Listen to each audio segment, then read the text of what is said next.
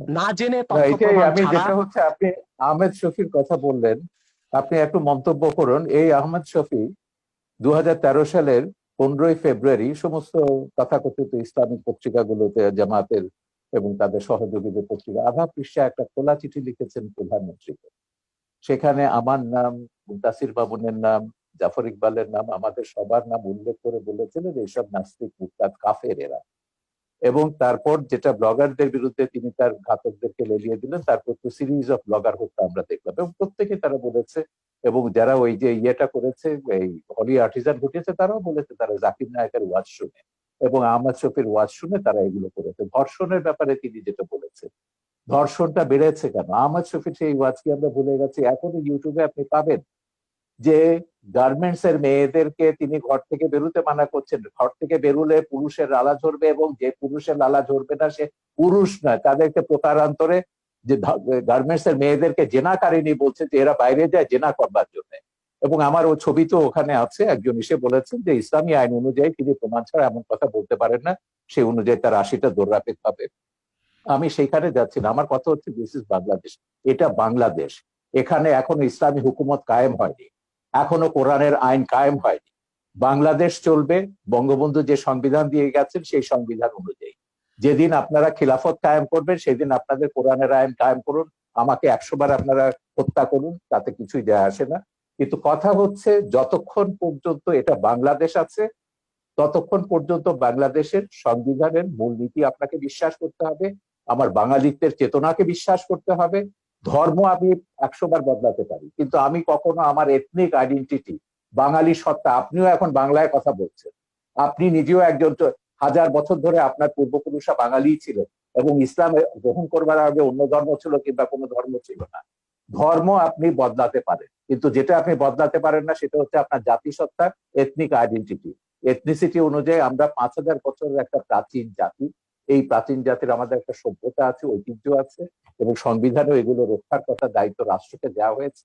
আমাদের ঐতিহ্য, এগুলো আমাদের রক্ষা করতে হবে, তারপরে আমরা যে যা ধর্ম পালন করব। কেউ যদি ধর্ম পালন না করে, তারও এই দেশে থাকবার সমান অধিকার মর্যাদা দিতে হবে, এবং আছে সংবিধান অনুযায়ী সেটা আছে। আমার কথা হচ্ছে সহিষ্ণুতা প্রদর্শন করুন, সৌভ্রাতৃত্ব প্রদর্শন করুন, ইসলামকে কলঙ্কিত করবেন না, রাজনীতি টেনে এনে সন্ত্রাসকে বৈধতা দিয়ে ইসলামকে আপনারা দয়া করে কলঙ্কিত করবেন না। পশ্চিমারা একটা অজুহাত পেয়ে গেছে, ইসলাম ব্যাশিং একটা শব্দ পশ্চিমে, এবং তাদেরকে গিয়ে বোঝাতে হয় যে না, আমাদের দেশে ইসলাম হচ্ছে, এটা সুফিদের ইসলাম, এটা শান্তির ইসলাম, কিছু সংখ্যক বিপদগামী, এগুলো আইএস আল কায়দার প্ররোচনায় তারা এগুলো করছে। কিন্তু এই কথাগুলো যখন আমরা ভিন্ন ধর্মকে যখন আক্রমণ করছি ওয়াজের নাম, ভিন্ন মতাবলম্বীদের যখন আক্রমণ করছি ওয়াজের নাম, এবং অশ্লীল কদর্য ভাষায় কথা বলা হচ্ছে, এবং তখন আপনি কি ধারণাটা দিচ্ছেন ইসলাম সম্পর্কে সেটা বলুন। এবং সেইটার যদি বদলা যদি ভারতের হিন্দু মৌলবাদীরা নেয় কিংবা বারবার বুদ্ধিস্ট মৌলবাদীরা নেয়, সেটার আপনি কি জবাব দেবেন? এই জন্য আমি বলি যে বিশ্বের 57টা দেশে মুসলমানরা মেজরিটি, মাইনরিটির রেসপেক্ট করুন, সমান অধিকার মর্যাদা দিন, তাদেরকে ওইভাবে ফতোয়া দিয়ে তাদেরকে হত্যা বা আঘাত করবার ক্ষেত্র তৈরি করবেন না, তাদেরকে প্ররোচিত করবেন না কাউকে যে না, শাহরিয়ার কবিরকে হত্যা করলে তুমি বেহেশতে যাবে। এটাই তো তৈরি করা হচ্ছে উন্মাদনা। ব্লগার হত্যার পেছনে এটাই ছিল, যে ওকে খুন করতে পারলে, বাবাকে খুন করতে পারলে তুমি বেহেশতে যাবে। জি, এটাই আমি বলি। আপনার কাছে অনেকগুলি প্রশ্ন দর্শক সারি থেকে অনেকেই লিখেছেন। আমি সব প্রশ্ন করা সম্ভব নয়। প্রায় 9000 শেয়ার করেছেন, এখান থেকে প্রায় হাজার হাজার মন্তব্য এসছে। কেউ কেউ লিখেছেন, যেমন এম এ বাসিত আশরাফ, তিনি লিখেছেন পৃথিবীতে, শাহরিয়ার কবির সাহেবের কাছে প্রশ্ন করেছেন, পৃথিবীতে প্রথম মানবাধিকার এবং নারীদের সম অধিকারের প্রতিষ্ঠা তাকে, উনি কি জানেন পশ্চিমা বিশ্বের দার্শনিকেরা পৃথিবীর শ্রেষ্ঠ মানব দরদী মানুষ হিসেবে কাকে স্বীকৃতি দেয়? ডেফিনেটলি তিনি কাকে মিন করেছেন আপনি জানেন। সেক্ষেত্রে আপনার বক্তব্য জানতে চেয়েছে এই একজন লেখক। এরপরে রয়েছেন কাফায়েতুল্লাহ সাহেব, আপনার মুক্তিযুদ্ধের অবদান সম্পর্কে জানতে চেয়েছে। এরপরে লিখেছেন, বাংলাদেশের স্বাধীনতা আন্দোলনে যারা যুদ্ধ করেছে তারা কি সবাই স্বাধীনতা বুঝতো? তারা কি জেনে শুনে সবাই মুক্তিযুদ্ধে অংশগ্রহণ করেছে? তাহলে নাস্তিকের বিরুদ্ধে আন্দোলন করতে হলে সবাইকে জানতে হবে কেন?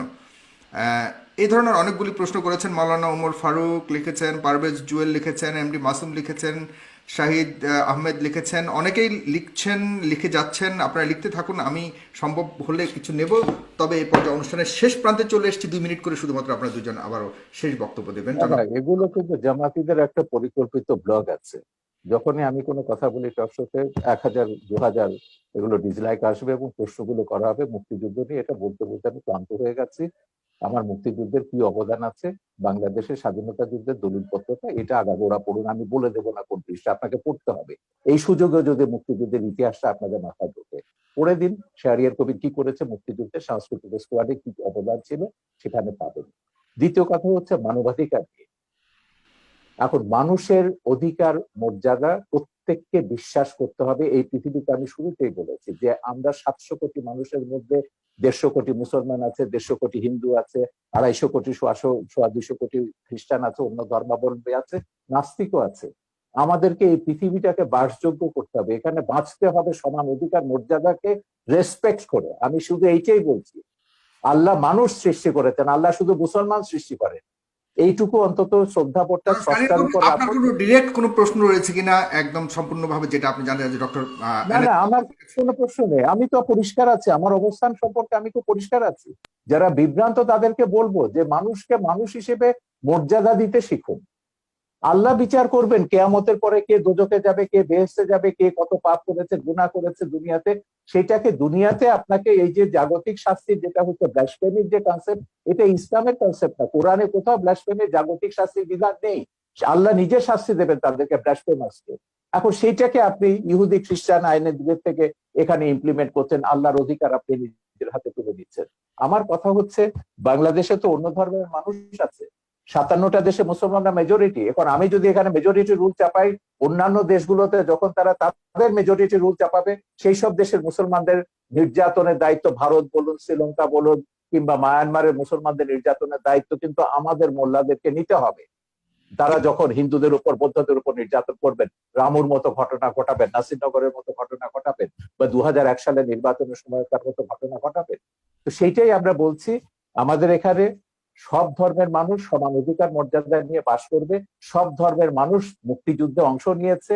মুক্তিযুদ্ধে আমাদের কি স্লোগান ছিল, মুজিবনগর সরকারের পোস্টার দেখুন, বক্তৃতা দেখুন, নীতি নির্ধারকরা কি বলেছেন, পরিষ্কার হয়ে গেছে।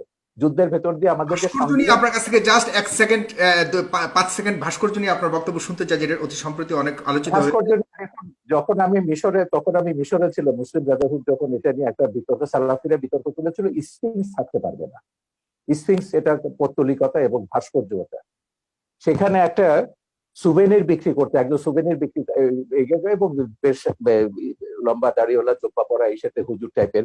আমি সুভেনি কিনতে বললাম, আমি তুমি ওহাবিরা সালাফিরা ওহাবি না, সালাফিরা সেখানে বলছে যে কি এটা তো হারাম এসে। বলে দেখো, এটা হচ্ছে আমাদের সংস্কৃতি। ধর্ম আর সংস্কৃতি এক জিনিস না। সংস্কৃতিটা হচ্ছে খ্রিস্টান মুসলমান নির্বিশেষে, এটা সবগুলো আমাদের সংস্কৃতির অন্তর্গত।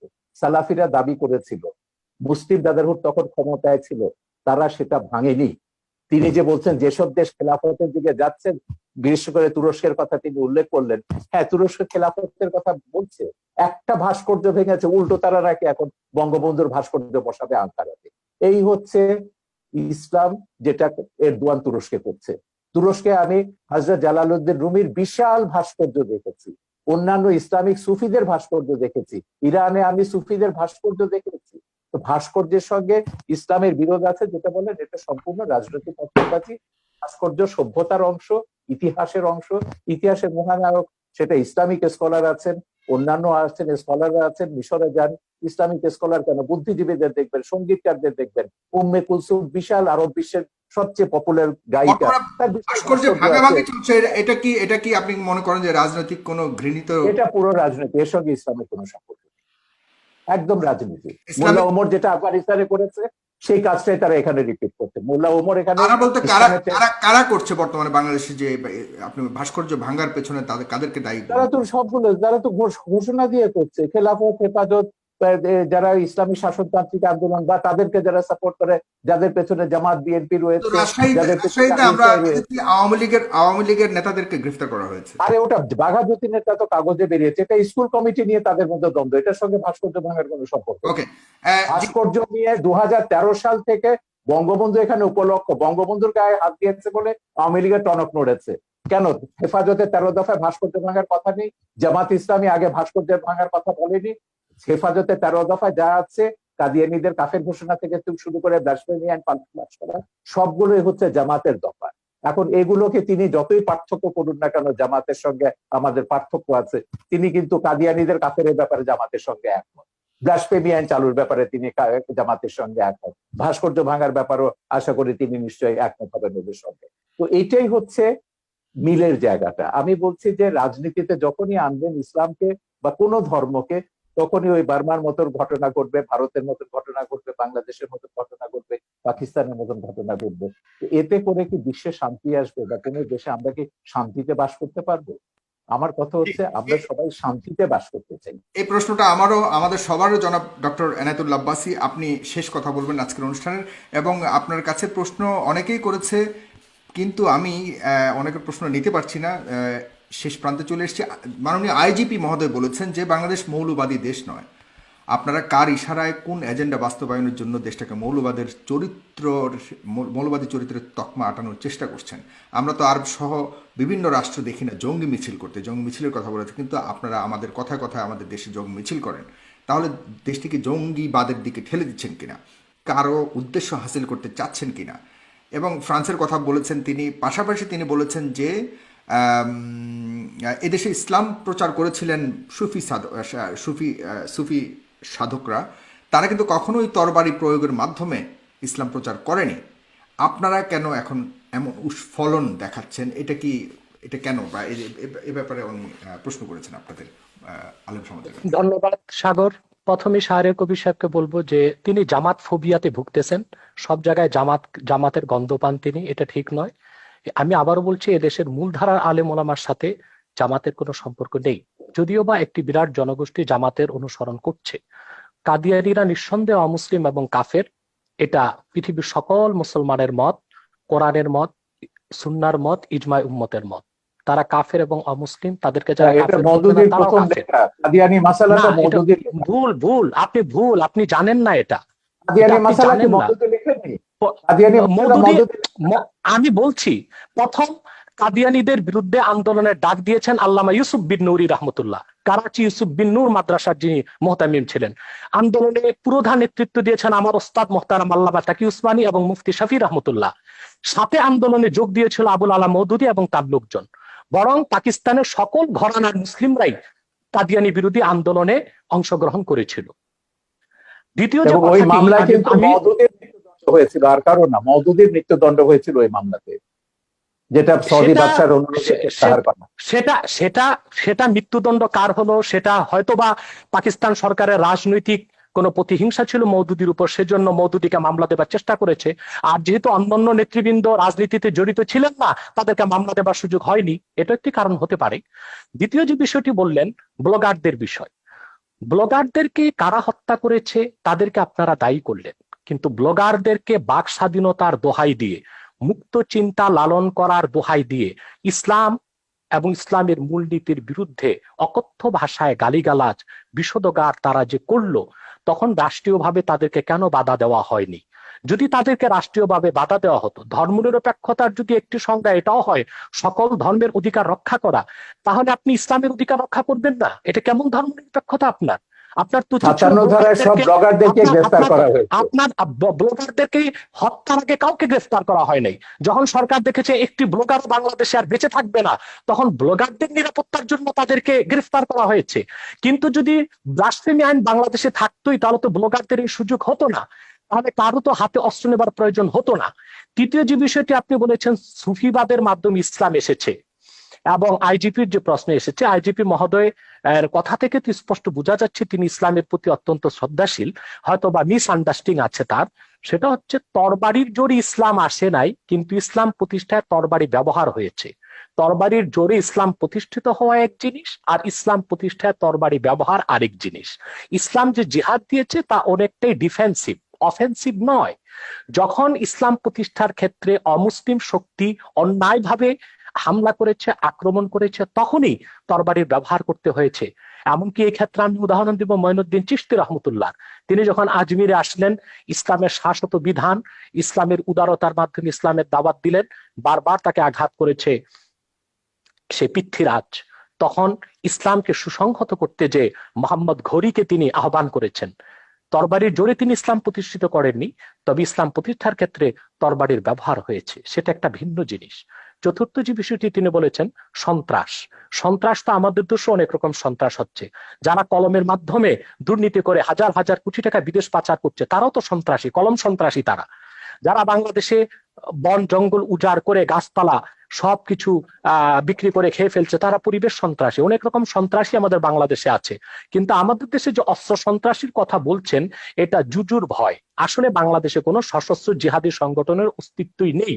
জেএমবি বলে যেটা ছিল, সেটা অনেক তদন্তের বিষয়, সেটার সাথে মূলধারার ইসলামপন্থী ও মাদ্রাসার ছাত্রদের কোনো সম্পর্ক নেই। হোলি আর্টিজানে আমরা দেখেছি যারা সন্ত্রাসী হামলা করেছে বলা হচ্ছে তারা কেউ মাদ্রাসার ছাত্র ছিল না, তারা ইংলিশ মিডিয়ামের ছাত্র ছিল। যদিও বা তারা বলেছে জাকের নায়কের কথায় তারা উদ্বুদ্ধ হয়েছে। আমি ওপেন চ্যালেঞ্জ করব, জাকের নায়কের এমন একটি বক্তব্য কেউ দেখাতে পারবে না যেখানে তিনি যেখানে তিনি সন্ত্রাসকে উস্কে দিয়েছেন। জাকির নায়কের কোন একটি বক্তব্যে এটা দেখানো যাবে না। মূলত এটা ছিল একটি প্রি প্ল্যান প্রোগ্রাম। জাকির নায়কের বক্তব্য বন্ধ করা, ভারত থেকে তাকে বিতাড়িত করার জন্য এটা একটি সাজানো নাটক ছিল। এবং তাতেও আমাদের বাংলাদেশের কোনো মাদ্রাসার ছাত্র শিক্ষক জড়িত ছিল না, ইংলিশ মিডিয়ামের ছাত্ররা জড়িত ছিল। অতএব কোথায় কোথায় সন্ত্রাসের দায়ভার এদেশের আলেম ওলামা পীর মাশায়েখ ও মাদ্রাসা ছাত্রদের উপর দেওয়া, এটা অবিচার ছাড়া আর কিছুই নয়। এটা প্রত্যক্ষ বা পরোক্ষ যেভাবেই হোক ইসলাম বিদ্বেষ ছাড়া আর কিছু নয়। শিক্ষা ব্যবস্থায় আজকে ধর্মনিরপেক্ষতার প্রভাব বাড়ানো হয়েছে। সেখানে বাংলাদেশের শিক্ষা ব্যবস্থায় যে ধর্মনিরপেক্ষতার প্রভাব আসতেছে, সেটাকে আমরা দেখতেছি ধর্মহীনতা। ইসলামের মূল আকীদা বিরোধী অনেক শিক্ষা আমাদের শিক্ষা ব্যবস্থায় ঢুকানো হয়েছে। যেমন নবম থেকে মাস্টার্স পর্যন্ত প্রাণীবিজ্ঞান জুলজিতে দ্য থিওরি অফ এভোলিউশন, ডারউইনের বিবর্তনবাদকে ঢুকানো হয়েছে বাংলাদেশে। অথচ সারা দুনিয়ার বিজ্ঞানীগণ একমত হয়েছে the theory of evolution is not a scientific fact, it is nothing but hypothesis of Darwin. বিবর্তনবাদ এটা বৈজ্ঞানিক কোনো প্রমাণিত বিষয় নয়, এটা হচ্ছে ডারউইনের একটি মন গড়া মতবাদ। অথচ তা আমাদের শিক্ষা ব্যবস্থায় ঢুকানো হয়েছে। যারাই বিবর্তনবাদ করবে পরকালে তারা অবিশ্বাসী হবে, ইসলাম থেকে তারা দূরে সরে যাবে। অত্যন্ত কৌশলে ধর্মনিরপেক্ষতা যে সংজ্ঞাতেই আমাদের দেশে বলা হোক, বঙ্গবন্ধু যে সংজ্ঞায় ধর্মনিরপেক্ষতার কথা বলেছিলেন, আজ ধর্মনিরপেক্ষতার ধ্বজাধারীরা বঙ্গবন্ধু সেই আদর্শে নেই। তারা ধর্মনিরপেক্ষতাকে ধর্মহীনতার দিকে নিয়ে যাচ্ছে। অতএব যদি প্রকৃত অর্থেই বঙ্গবন্ধুর ধর্মনিরপেক্ষতাকে সংবিধানে প্রতিষ্ঠিত করা হয়, সেটা ধর্মহীনতা নয়, বরং তার নাম পরিবর্তন করে এমন একটি নাম দেওয়া দরকার যেটার সাথে ধর্মনিরপেক্ষতার কোনো সম্পর্ক প্রমাণিত হবে না। ধন্যবাদ। ধর্মনিরপেক্ষতা বঙ্গবন্ধুর দেয়া নাম। সেকুলারিজম বাংলা তর্জমা তিনি ধর্মনিরপেক্ষতায় করেছেন। রাষ্ট্র ধর্মের ব্যাপারে নিরপেক্ষ থাকবে, সব নাগরিক সমান অধিকার মর্যাদা ভোগ করবে, এটাই হচ্ছে বঙ্গবন্ধু ধর্মনিরপেক্ষতার সার কথা। প্রত্যেক নাগরিক তার নিজের ধর্ম পালন করবে, ধর্ম পালনের স্বাধীনতা থাকবে, কিন্তু আপনি আপনার ধর্ম আরেকজনের উপর জোর করে চাপাতে পারবেন না, আরেকজনকে হত্যার প্ররোচনা দিতে পারবেন না। বাংলাদেশে কোন মুসলিম চিন্তাবিদ ইসলাম ধর্মকে অন্যের উপর চাপিয়ে দেবার চেষ্টা করেননি, এর কোনো আপনারা দেখাতে পারবেন না। আমি নিজে ওয়াজ করি, আপনি ওয়াজ শুনেছেন না আওয়াজ শুনেছেন আমি জানি না। কোরআন সুন্নাহ বিরোধী যেটা হয় সেটা ওয়াজ নয়, সেটা আওয়াজ। বাংলাদেশে অনেক নিম্নমানের বক্তব্য বের হয়ে গিয়েছে, যারা গলাবাজির মাধ্যমে ওয়াজ করতেছে, সেটাকে আমরা ওয়াজ বলি না, সেটাকে আমরা আওয়াজ বলি। তাদের বক্তব্য আপনি ওয়াজ বলবেন না। সাইদি সাহেব তো দীর্ঘদিন যাবৎ ময়দানে নেই, তার ওয়াজ কিন্তু ইউটিউবে আছে, তার বহু ওয়াজ ইউটিউবে আছে, আমার ছবিতেও আছে। বলুন তিনি একজন প্রকৃত ওয়াজকারী কিনা। তিনি বলেছেন যে অন্য ধর্মের মানুষকে হত্যা করতে, তিনি এটা বলেছেন বক্তব্যে। আমি যদি দেখাতে পারি, আমি তার এক বক্তব্য শুনেছি, আমি নিজে দেখেছি। আমি আপনাকে বলি, এদের যে ওই যে মুফতি হান্নানের উপর যে ছবিটা বানিয়েছি, যে সাইদির একজন খুব ঘনিষ্ঠ অনুসারী ছিল যখন সে জামাত করতো, সে প্রত্যেকের নাম ধরে বলেছে, শামসুর রহমান থেকে শুরু করে হুমায়ুন আজাদ থেকে শুরু করে তসলিমা। আমি বলে দেখে লেখা পড়েছে, বলে না লেখা পড়েনি, কিন্তু আমাদের হুজুররা বলেছেন এরা ইসলাম বিরোধী, এরা মুরতাদ, এরা কাফের এবং এরা ওয়াজিবুল কাতল, ওদেরকে যেখানে পাওয়া যাবে সেখানে হত্যা করতে হবে। এটা পড়ছে, তার জিহাদ ছবিতে আমি দেখেছি, ওয়াজের সাইদির বক্তব্য আছে। হান্নানের বক্তব্য আছে, মুফতি হান্নানের বক্তব্য আছে, আপনি দেখে নিন, ইউটিউবে পাবেন।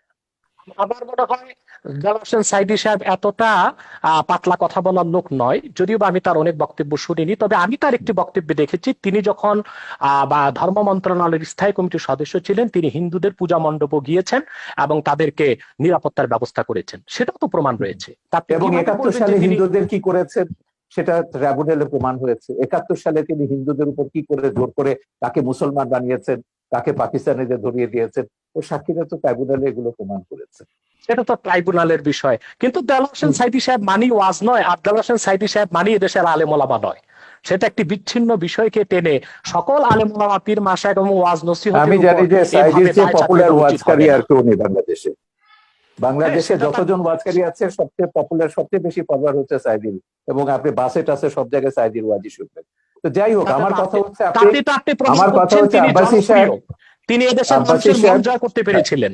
ঠিক আছে আব্বাসী সাহেব, আমার কথা হচ্ছে, আপনি আগেও বলেছেন আমরা ইসলাম বা কোনো ধর্মের বিরুদ্ধে নয়, আপনি শান্তিপূর্ণভাবে ওয়াজ করুন, ইসলামে আহ্বান করুন, কিন্তু সন্ত্রাস, হানাহানি, একে মারো, ওকে ধরো, ওকে জবাই করো, এগুলো, এই হুমকি রাষ্ট্রকে ইসে করতে হবে, এটা করতে হবে, জেহাদ করতে হবে, এই জেহাদ মানে তো এই যে উগ্রতা, এবং এই উগ্রতার কারণে আপনি কিন্তু ওই যে ইরাকের কথা বলেছেন, আপনি কোথায় ছিলেন আমি জানি না, ইরাকে যখন রাত্রেবেলায় আমেরিকা আক্রমণ করলো, আমরা পরের দিন বিশাল মিছিল বার করেছিলাম ইরাকে আমেরিকার হামলার বিরুদ্ধে।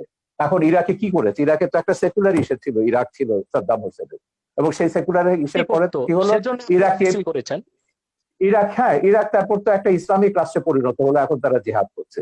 যাই হোক, আমরা আমেরিকার যত জায়গাতে জেহাদিদের, এই যে তালেবান, আল কায়দা, এটা আমার ছবিতেই আছে, আমেরিকা কি করে এদেরকে তৈরি করেছে, জেহাদকে, পলিটিক্যাল ইসলামকে কিভাবে আমেরিকা মদদ দিচ্ছে, এটা আমার ছবিতেই আছে। সোভিয়েত ইউনিয়নকে ধ্বংস করবার জন্য আমেরিকা পলিটিক্যাল ইসলামকে সবুজ বলয় তৈরি করেছে লাল বলয়ের পাশে। এটা আজকে সর্বজন বিদিত সত্য। আমেরিকা এখন তৈরি করে, এখন তারা নিজেরা ফ্রাঙ্কেনস্টাইনের ভয় দেখছে, 9/11-এর মতো ঘটনা করছে। তো আমেরিকাদের বলেছে, জামাত ইসলামীকে তো এখনো তারা মডারেট ইসলামিক পার্টি মনে করে, এখনো জামাত তাদের কাটেনি। পরশুদিন আমেরিকার স্টেট ডিপার্টমেন্টের সঙ্গে আমাদের একটা দীর্ঘ ওয়েবিনার হয়েছে। তো আমেরিকা বলুন, আমেরিকার শয়তানিও আমরা জানি, ধর্ম নিয়ে যারাই রাজনীতি করেছে তারাই সংখ্যালঘুদের উপর, মানুষের সমান অধিকার মর্যাদার উপর আঘাত করেছে। এগুলো আমাদের ভুলে যেতে হবে। আমাদের কথা হচ্ছে, সমাজে সংখ্যাগরিষ্ঠ থাকবে, সংখ্যালঘিষ্ঠ থাকবে, আস্তিক থাকবে, নাস্তিক থাকবে, আমাদের কি করে আমরা শান্তিতে বাস করব, দেশটাকে এগিয়ে নিয়ে যাব।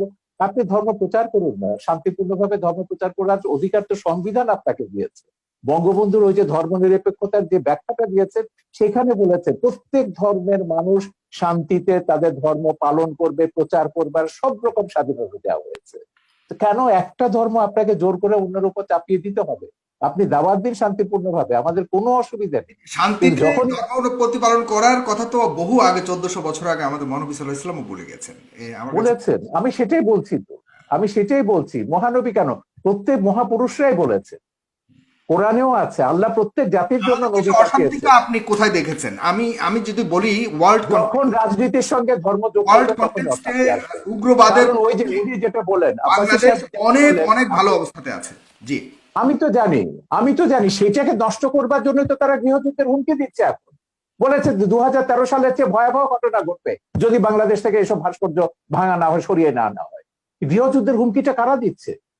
কারা দেশটাকে পরাজয়ের প্রতিশোধ দিতে চাইছে 71-এ? তো আপনি 71-এর পরাজয়ের প্রতিশোধ এখন নেবেন, বাংলাদেশকে বললে ওমরের আফগানিস্তান বানিয়ে, আর আমরা চুপচাপ বসে বসে দেখবো? সেজন্য আমরা সরকারকে বলেছি, না, সময় এসেছে, কঠোর ব্যবস্থা নিতে হবে। এই দেশে ধর্মের নামে কোনো সন্ত্রাস অনুমোদন করা যাবে না, সেটা যে কোনো ধর্মের নামে। জি, জনাব আব্বাস সাহেব। জনাব সাগর সাহেব, উনি যে কথা বলেছেন যে আসলে ওনারা যে ধর্মনিরপেক্ষ এবং অসাম্প্রদায়িক রাষ্ট্র চান, পৃথিবীর কোন রাষ্ট্রে সেই কল্পিত ধর্মনিরপেক্ষ রাষ্ট্র বাস্তবে নেই, অসাম্প্রদায়িক রাষ্ট্র নেই। সকল এবং অসাম্প্রদায়িকতা আপনাদের খিলাফত পৃথিবীর কোথাও নেই, আছে। খেলাফত কোথাও আমি নেই। দেখাচ্ছি খোলাফায়ে রাশিদিনে প্রমাণ হয়ে গেছে যে 3 জন খলিফাকে আপনারা হত্যা করেছে। শেষ করি। 3 জন আমি খলিফাকে আপনার কথা বলার সময় কথা মুসলমানরা বলি নাই, হত্যা করেছে। আমি সেটা বলছি, সেই কল্পিত ধর্মনিরপেক্ষ রাষ্ট্র, কল্পিত অসাম্প্রদায়িক রাষ্ট্র পৃথিবীর কোথাও নেই। যদি ধর্মনিরপেক্ষতা অর্থ এটাই হয় সকল ধর্মের অধিকার রক্ষা, তো বাংলাদেশে ব্লগাররা যখন তখন ইসলাম বিরোধিতা করে, সেটা ইসলামের অধিকারকে ক্ষুণ্ণ করা হয়, তখন ধর্মনিরপেক্ষতা কোথায় থাকে?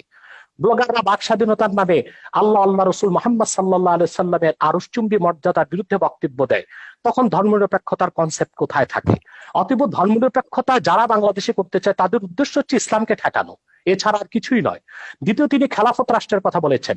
খেলাফতের কথা, খেলাফত হচ্ছে কি? খেলাফত হচ্ছে তানফিজু আহকামিল্লাহি আযজা ওয়া জাল্লা, ভূপৃষ্ঠে আল্লাহর বিধানকে প্রতিষ্ঠিত করা। আমি বলবো, যদিও আরবে রাজতন্ত্র প্রচলিত আছে, কিন্তু তা সম্পূর্ণ খেলাফত ভিত্তিক চলছে দেশ।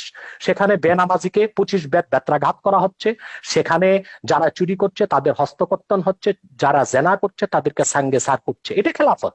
যদিও নামে তা মুলুকিয়াত বা রাজতন্ত্র, যদিও সেটা রাজতন্ত্র, কিন্তু সেখানে খেলাফত আছে এবং খেলাফতের সব সুযোগ সুবিধা আরবের লোকজন গ্রহণ করছে। এবং আমরা দেখতে পাচ্ছি, সেখানে আমরা দেখতে পাচ্ছি দাম্মামে, জেদ্দাতে প্রচুর মুসলিম খ্রিস্টান আছে, তাদেরকে আলাদা জায়গায় তাদের ধর্মকর্ম পালনেরও ব্যবস্থা দেওয়া হয়েছে। একটি খেলাফত রাষ্ট্রের সমস্ত সুযোগ সুবিধা প্রতিষ্ঠিত আছে আমরা দেখতে পাচ্ছি আরবে। অতএব দ্বিতীয় আরেকটি বিষয়, খেলাফতের অনেকগুলো ধারা আছে। পীর মুরিদির মাধ্যমে ইসলামের যে দাওয়াত পৃথিবীতে ছড়ানো হচ্ছে, সেটাও খেলাফতের একটা অংশ। এবং খেলাফতের আরেকটা অংশ হচ্ছে দিনের উপর অটল অবিচল থাকা। অধিকাংশ মুসলমান দিনের উপর অটল অবিচল থেকে জীবনযাপন করছে। রাষ্ট্রীয়ভাবে খেলাফত প্রতিষ্ঠা, সেটা মাত্র 100 বছর যাবৎ পৃথিবীতে নেই। 96 বছর আগে অবসান ঘটেছে। অতি দ্রুত মুসলিম রাষ্ট্রগুলো আবার খেলাফত ব্যবস্থায় ফিরে যাবে। আপনি যে তালেবানের কথা বলেছেন, তালেবান সন্ত্রাসী, সে সন্ত্রাসীদের সাথে যুক্তরাষ্ট্র কাতারে চুক্তিবদ্ধ হয়েছে। এখন তো সে আফগানিস্তান আবার খেলাফতের প্রতি ধাবিত হচ্ছে।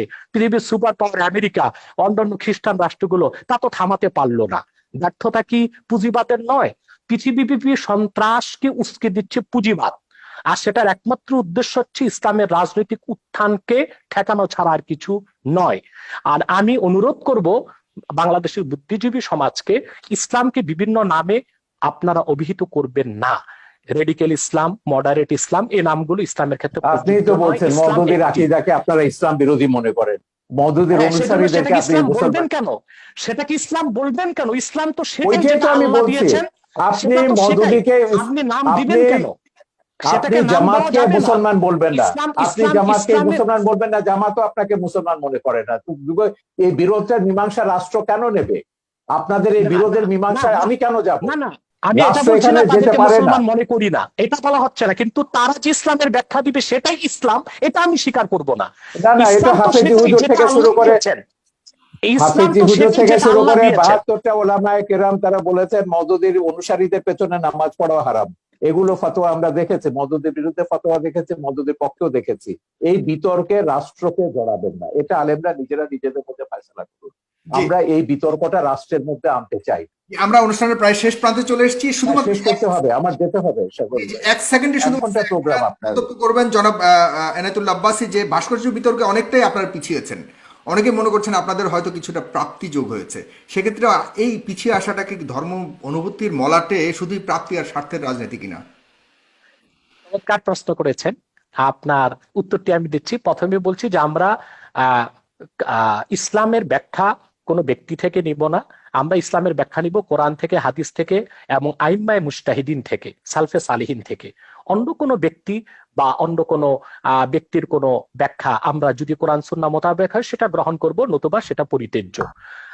যে কথাটি বলছেন আপনি ভাস্কর্যের ব্যাপারে, যে ভাস্কর্যের ব্যাপারে আমার আন্দোলনটা ছিল অরাজনৈতিক বিরুদ্ধে, আর অনেকে করেছেন রাজনৈতিক ভাবে। আর অরাজনৈতিক ভাবে আমরা আমাদের অবস্থান থেকে ভাস্কর্যের ব্যাপারে ইসলামের সুস্পষ্ট ব্যাখ্যা তুলে ধরেছি, যে ভাস্কর্য মিশরে আছে, তুরস্কে আছে, এগুলো কোনো দলিল নয়। কোরআন সুন্নাহ মোতাবেক ভাস্কর্য ইসলামে নিষিদ্ধ। অতএব রাষ্ট্রীয় পৃষ্ঠপোষকতায় তা যদি হয় তাহলে বৃহত্তম মুসলমানদের অনুভূতিতে আঘাত লাগবে। বাকি যারা রাজনৈতিক ভাবে একটু নমনীয়তা অবলম্বন করছেন, একই কথা বলেছেন বাবুনগরী, এরা মামুনুল হকরা কিন্তু একই কথা বলেছেন আপনি যেটা বলছেন। আমার সঙ্গে টকশোতে মামুনুল হক একই কথা বলছেন। আমি একটু শেষ করি। দ্বিতীয়, তারা যারা এখন নমনীয়তার পথ অবলম্বন করেছে, আমি তো তাদেরকে ধন্যবাদ দিব।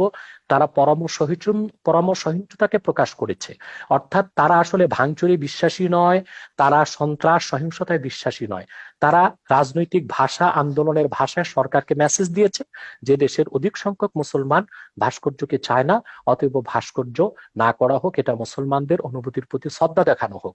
আর দ্বিতীয়ত, ভাস্কর্যের বিপক্ষে যারা আন্দোলন করেছে, কথা বলেছে, কেউ পারচেজ করেছে কি না, রাজনৈতিক স্বার্থে করেছে কিনা, সেটা তাদের ব্যক্তিগত বিষয়। সেটার সাথে বৃহত্তর মুসলিম সমাজ ও অরাজনৈতিক আলেম ওলামাদের কোনো সম্পর্ক নেই।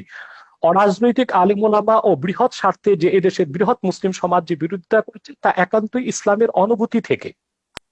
দ্বিতীয়ত, যারা নমনীয়তা এখন অবলম্বন করছে, আমি তো শুনতে পেরেছি যে স্বরাষ্ট্রমন্ত্রী মহোদয়ের সাথে তারা সাক্ষাৎ করেছেন এবং স্বরাষ্ট্রমন্ত্রী মহোদয় তাদেরকে আশ্বাস দিয়েছেন যে অনতিবিলম্বেই সরকার আলেম ওলামার সাথে বসবেন এবং সুন্দর একটি সুরাহা বের করার চেষ্টা করবেন।